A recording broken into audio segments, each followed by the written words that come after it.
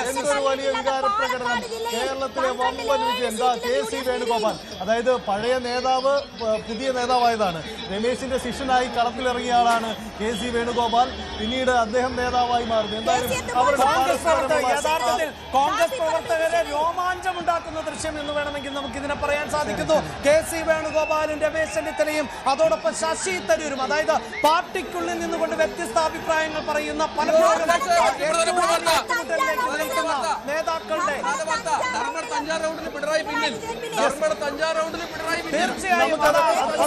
അതൊന്ന് പരിശോധിക്കാൻ നമുക്കൊരാളെ ഒരു റിപ്പോർട്ടറിൽ നിന്ന് കണക്ട് ചെയ്യേണ്ടി വരും. എന്താണ് എന്തായാലും കോൺഗ്രസിനെ ആഘോഷിക്കാം. 1090 വോട്ടിന് പിന്നിൽ 5 റൗണ്ട് പിന്നിടുമ്പോൾ മേൽക്കൈ, അതായത് ലീഡിൽ ചെറിയ വ്യത്യാസമുണ്ട് എങ്കിൽ പോലും 5 റൗണ്ടുകൾ പിന്നിടുമ്പോൾ ഇപ്പോഴും പിണറായി വിജയന് മറികടക്കാൻ സാധിക്കുന്നില്ല അബ്ദുൾ റഷീദിനെ എന്നതാണ് ഇപ്പോഴും കൗതുകകരമാകുന്നത്. ഒരുപക്ഷെ UDFന്റെ ആഘോഷം അലയടിക്കുമ്പോൾ അവിടെ ധർമ്മടത്ത് പിണറായിയുടെ അനുഭാവികൾക്ക് രമേശ് ചെന്നിത്തല, KC വേണുഗോപാൽ, VD സതീശൻ, ശശി തരൂർ എല്ലാവരും KPCC ആസ്ഥാനത്ത്. VD സതീശനെ ആവേശപൂർവ്വം പ്രവർത്തകർ നയിക്കുന്നു ഇന്ദിരാഭവന് അകത്തേക്ക്. സുരക്ഷാ ഉദ്യോഗസ്ഥരുടെ കയ്യിൽ നിന്ന് നിയന്ത്രണം പോയി. അവർക്ക് പ്രതിപക്ഷ നേതാവ് എന്ന നിലയിലുള്ള സുരക്ഷ ഒരുക്കാൻ പോലും പറ്റാത്ത സാഹചര്യം. ഇതാ അണികൾ ഏറ്റെടുത്തിരിക്കുന്നു, VD സതീശനെ പ്രവർത്തകർ ഏറ്റെടുത്തിരിക്കുന്നു. അവർ ഒന്നടങ്കം ചുറ്റും കൂടുന്നു.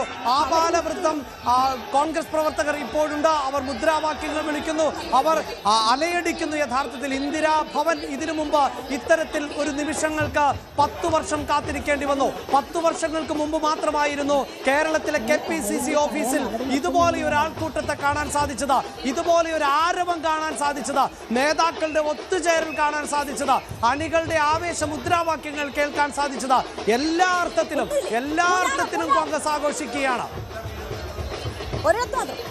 കേരള കോൺഗ്രസ് വലിയ തകർച്ച നേരിടുകയാണ്. ഒരു മണ്ഡലം ഒഴികെ മറ്റെല്ലായിടത്തും കേരള കോൺഗ്രസ് പിന്നിലാണ്. 12ഇടത്ത് മത്സരിച്ചതിൽ 11ഇടത്തും എല്ലാ തീരുമാനങ്ങളും UDFന്റെ എല്ലാ തീരുമാനങ്ങളും കോൺഗ്രസിന്റെ എല്ലാ തീരുമാനങ്ങളും ശരിയായിരുന്നു.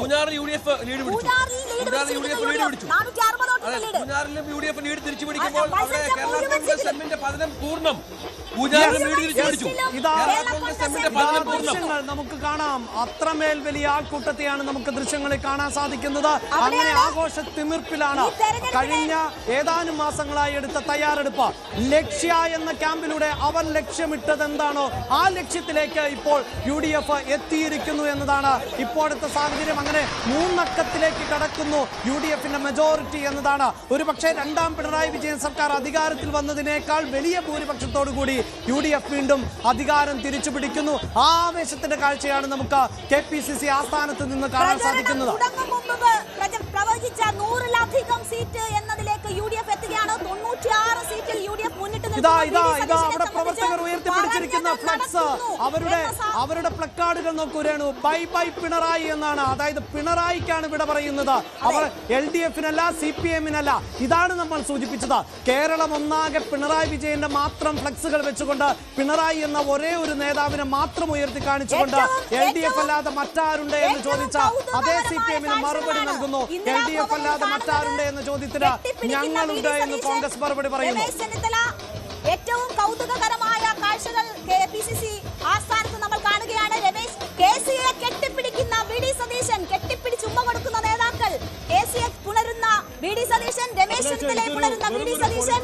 അങ്ങനെ യോജിപ്പിന്റെ പിണറായി വിജയനെതിരെ ഈ തരത്തിലാണല്ലോ മുദ്രാവാക്യം വന്നത്.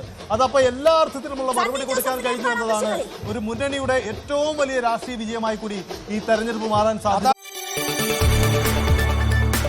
കൂടുതൽ വാർത്തകൾക്ക് News 18 Keralam YouTube channel subscribe ചെയ്യുക.